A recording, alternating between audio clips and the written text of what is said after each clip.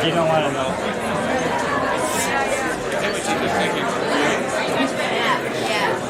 You get that? That's what I've been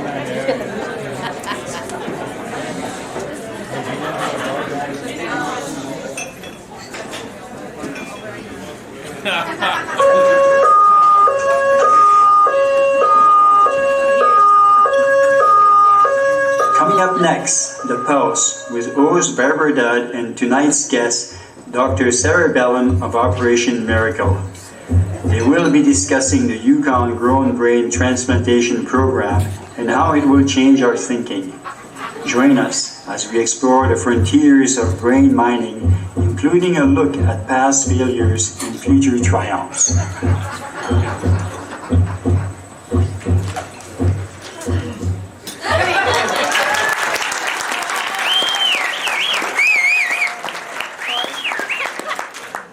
Good evening.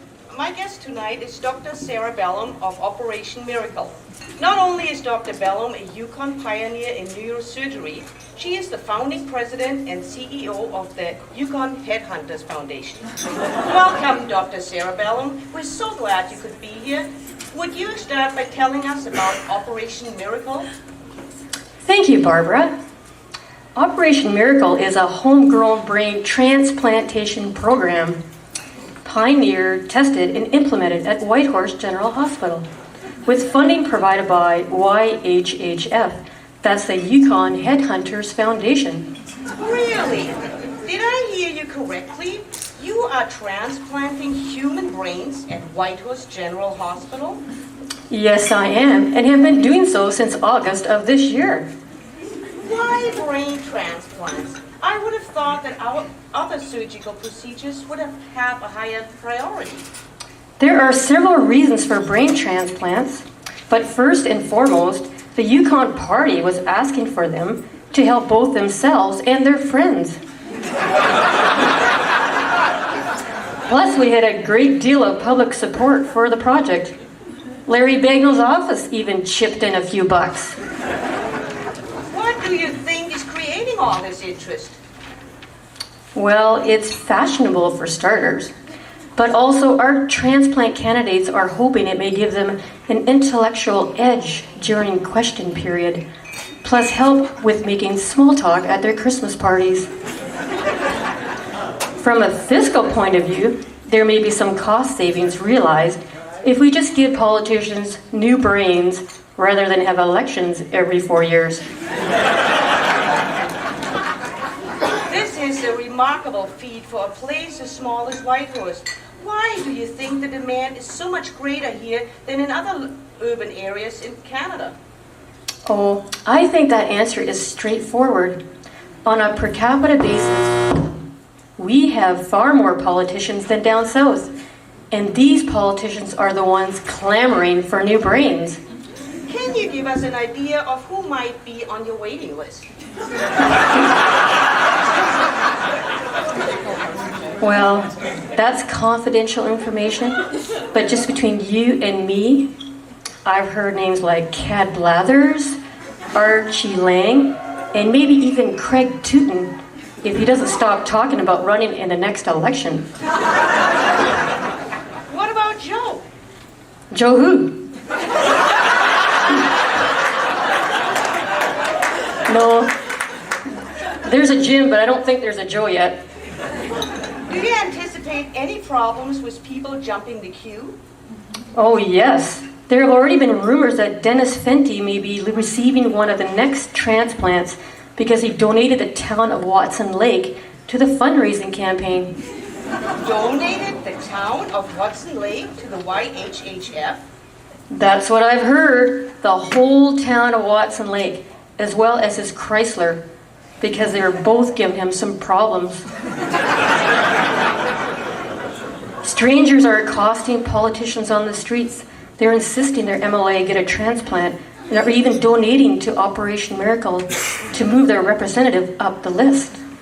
Rumor has it that Todd Hardy has jumped on the bandwagon by donating to the Do Dennis First campaign. Astonishing.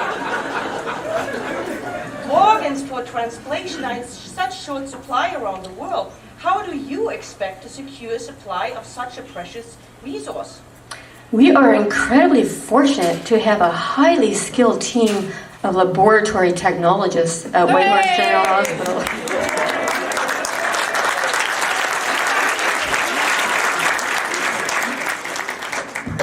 They are working well into the nights to perfect human brain cloning using donor material of the highest quality from themselves.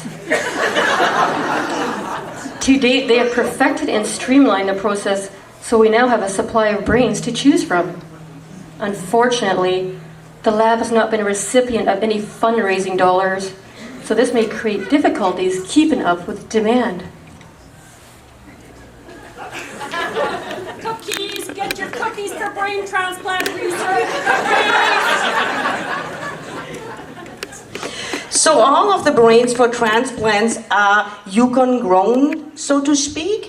What types of problem might labor unrest cause your supply? I can't imagine that happening. Everyone likes their jobs and their bosses at WGH and are happy with the conditions here, including their pay. It's not like we need a functioning nuclear reactor to make brains or anything like that. Besides, if there are unforeseen circumstances where our supply gets low, Jim Kenyon has promised to talk to his friends in China on our behalf. And there's always the dollar store. How does your new program, transplanting brains into Yukon politicians, affect the other healthcare professions within the hospital? Oh, the impact on most other health components is negligible. The major impact has been on the laboratory. Laboratory testing is rigorous and complex. It is integral to the success of the brain transplantation story. This program would absolutely not be a success without the lab. Could you explain a little more about the lab testing required? Well, it's more a test of the doctor's gray matter than the patient's at this point. The hardest part is getting all the paperwork completed correctly. Most of us have to take several stabs at it.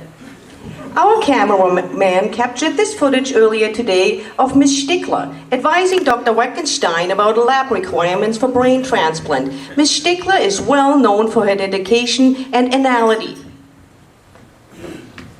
Dr. Wackenstein, how many times do I have to tell you all the paperwork needs to be completed in full? Huh? Once again, you have only given me 21 of the required 22 requisitions for your transplant patient. Oh, which one is missing? The moss green one.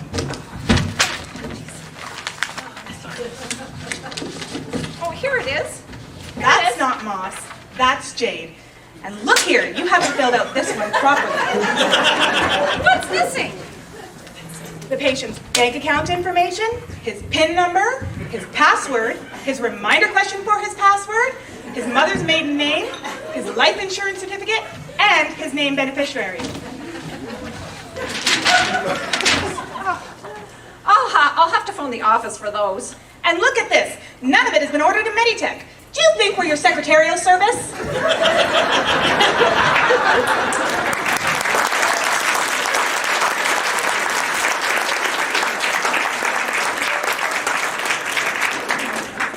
Getting back to the actual procedure, Dr. Bellum, how has your success rate been? Well, truthfully, our first case with initials MA in August 2007 had mixed results. But it really was a last-ditch effort because his brain was so far gone. And his major organs were beginning to fail due to a Tutinella infection. We had already invested so much time and energy keeping him alive, but unfortunately we had to medevac him outside the territory. I haven't called for an update on his condition, and another potential candidate has taken his place. So, have you had any successes? Well, in the name of science, I've had one done on myself and consider it hugely successful. There's just this little business with my hand, but it shouldn't be an issue, really. Earlier today, we headed out to Main Street, Whitehorse, to get some public reaction to the Operation Miracle brain transplant program offered at WGH. Our reporter, Rubiola, got these responses.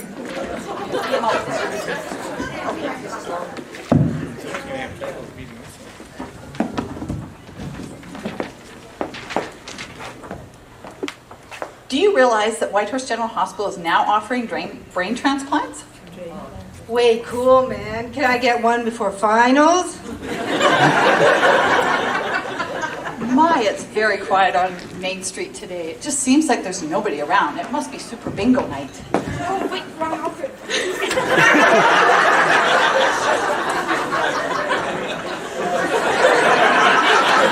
Oh, here's somebody now. What is your reaction to today's announcement that Whitehorse General Hospital is performing brain transplants? Well, it's too late for me, dearie, but my son-in-law Archie sure could use one. Boy, I'm quite surprised at just how quiet it is out here. I haven't seen anybody except for those ravens. Oh, there's somebody now coming out of Zola's with her organic triple shot soya milk latte.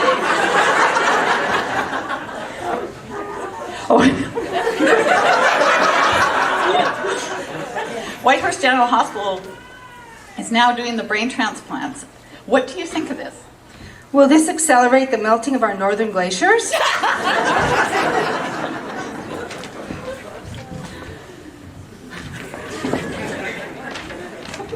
Oh, there's someone right now. He's getting out of his dually super quad truck. How do you feel about Whitehorse General Hospital offering a brain transplant? Those damn Southerners. If we don't let all those people from down south, we wouldn't need them. So there you have it. It's Rubiola on Whitehorse Main Street for Our Pulse.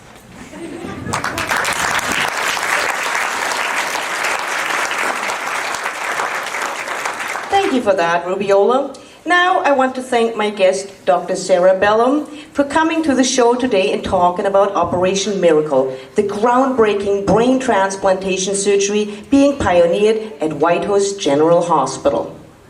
Thank you for giving me this opportunity, Barbara. Thank